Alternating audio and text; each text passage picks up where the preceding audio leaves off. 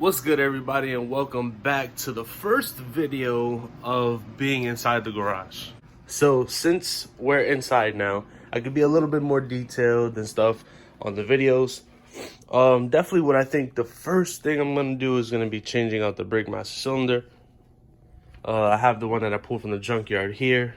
Started cleaning it up a little bit. It just needs a little bit more TLC, but other than that, it should do the job.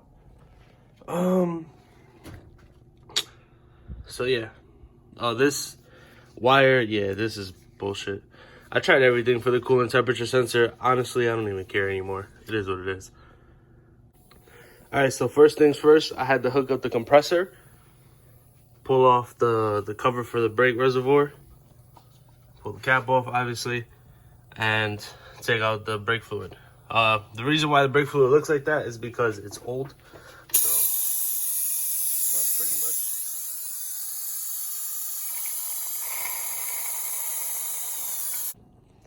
All right, so start off, obviously you're gonna need a 10 millimeter brake line, flare wrench, whatever you want to call it.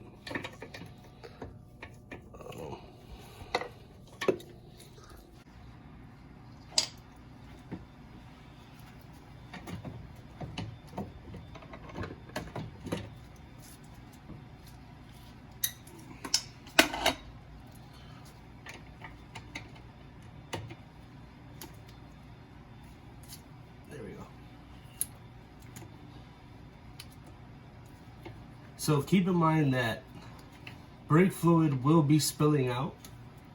Just try your best to not get it on the paint. Which that reminds me, let me just go ahead and cover up my fuel lines.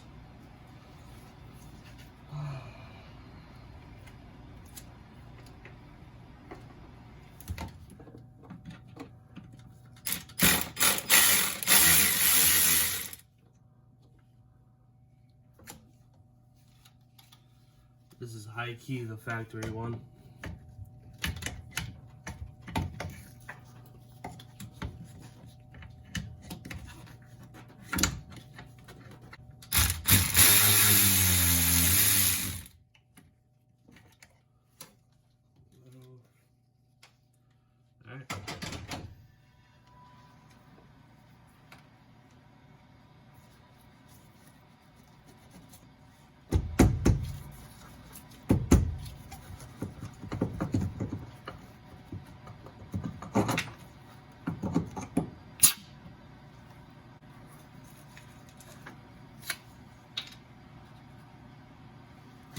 Alright, I'm gonna go ahead and sand that stuff down and get all that gunk off. Alright, so I quick sanded everything and I hit it with one coat of paint. So we're just gonna see what it does, let it dry up, then come back, do it again, and then continue back to the install of the new master cylinder. Alright, so after fighting with the brake lines, here is the final product. I still have to bleed it, but it's not that big of a deal. It definitely looks way better than before. Oh, I don't mind the shovel. I ended up putting that so I could put the hood more higher. Yeah, man, the eyesore is gone. That's what I'm happy about. Let's go. I pumped the pedal like 40 times and no fluid came out of any of the lines, so I'm not having any leaks, so that's definitely great. Now I'm gonna stray away from that. I'm gonna clean the little reservoir thing on the inside, the screen, and then put everything back. All right, all set.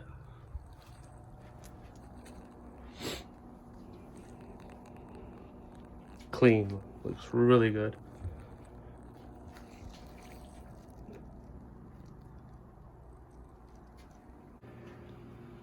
So I ended up putting the car on 4 jack stands.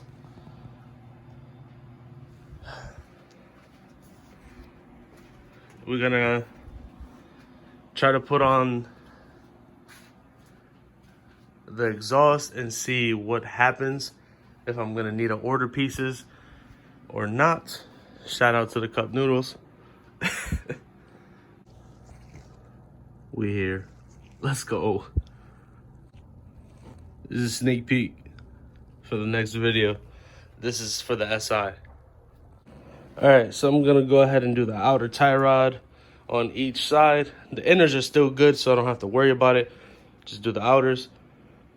And I ran an issue with the exhaust. So pretty much I have to get a test pipe. I have to measure everything and make sure everything's right. But when I get the car,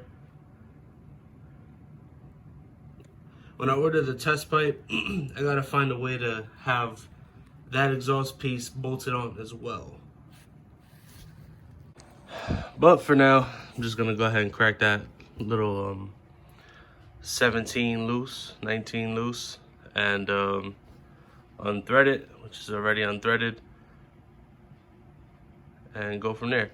I do need new rotors, but the time will come for that. And I gotta bleed the brakes, actually, so I'm glad that I'm here doing this all in one shot. This side came off pretty easy. But you know what that means? That means the other side is gonna be hell. So much better. I still have to change that boot, but it is what it is.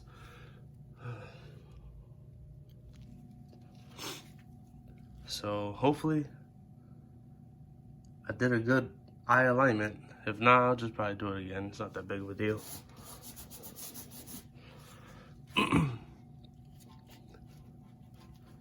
Oh, and I have actually, since I'm here, I might as well install my energy suspension bushings. So here they are. This is the part number if you guys are looking for it. Energy Suspension is definitely a great brand for suspension. So that's why I went with them. Plus, my bushings are shot. So let's go ahead and change those out for these, and then we could do the driver's side. Boys, don't let that be you. Upgrade.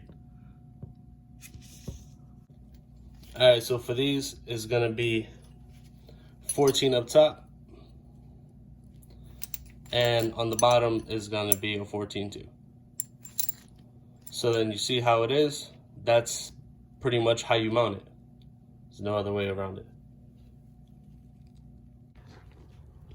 All right, and it's in. I'm gonna let you know now, if you guys have access to a second person, definitely take advantage of it. It was a little pain in the ass to get it, but I just pretty much used the crowbar under the lower control arm, and I had somebody step, and I used the jack on, not on, like just pretty much like right on the inner lip of the rotor, just because these are shit, so I know I can do that. So, but other than that, yeah, that's pretty much it.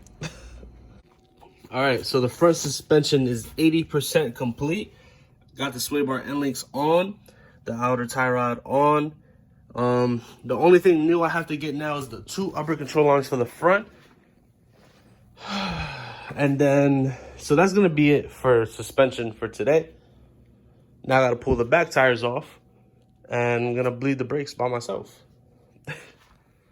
Ain't no big deal. If not, I'll probably have somebody help me.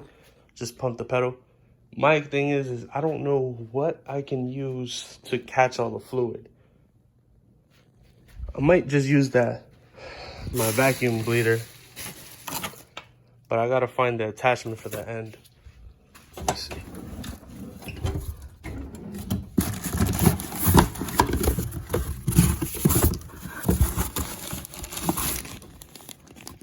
I feel like one of these are in.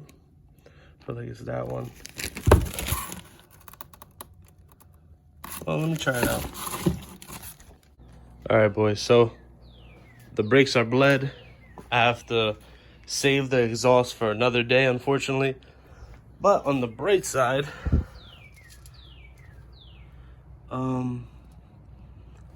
everything works. So I'll go ahead and pull it out, and then try my best to like stop the car. I might not even pull it out all the way.